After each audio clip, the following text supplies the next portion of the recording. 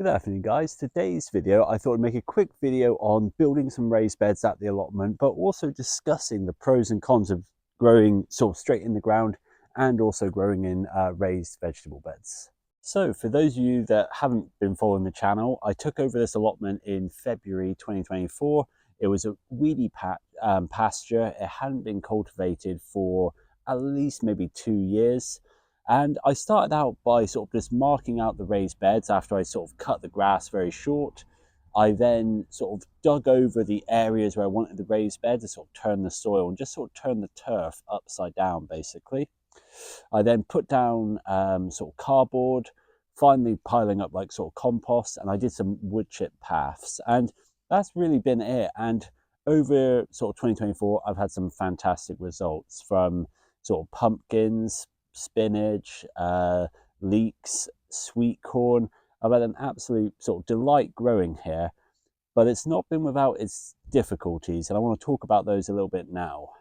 Now, the main problem I've had growing here at the allotment has been weed pressure. The amount of weeds in this soil is phenomenal. I've never known anything like it, but it's a problem really for me with growing in the ground, whereas back at home in the garden, I've got quite tall raised beds, and I never had that sort of problem here, although both sort of lots of ground were similarly weedy. Now here I've had big problems with bindweed, comfrey, dock, very deep rooted and very sort of almost virulent plants that grow very quickly. So it's been a real effort to keep on top of this with hand weeding. Now the other problem I've got with these beds where they are now is in some places the path is higher than the bed. So the sort of wood chip and bark on the path ends up falling into the beds or getting spread by birds, and it's a constant sort of tidy up job. So I've got a bit of a solution. Now my solution to both problems, both the weeds and the sort of encroaching on the boundaries of the beds, is to build some raised beds. And I'm not going to build them anywhere near as deep as I have got them at home, although I would like to, but it costs far too much. But I'm going to use these decking boards.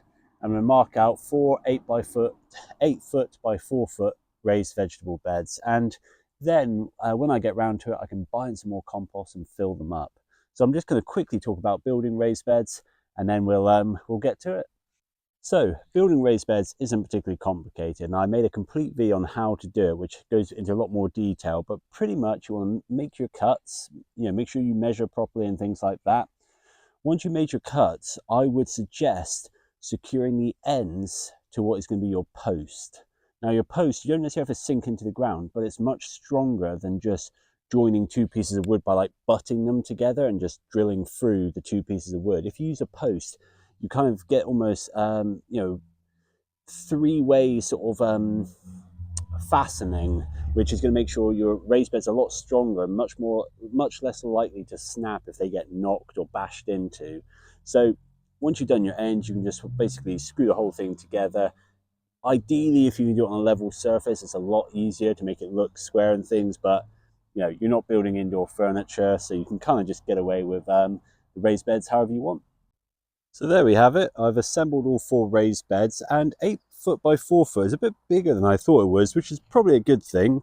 But as you can see, there's some sort of bark path I'm going to have to remove, and then obviously add in the compost. The other thing I'll sort of say is that it's very clear where some of the beds have been sort of encroached on by the path and things. So overall, I'm really happy with this, and the allotment looks a lot tidier, a lot neater now, and yeah, should be all ready for the next growing season. So I really hope you like this sort of short video on building raised beds, and if you do like this sort of content, do like and subscribe. We'll see you all soon for more videos.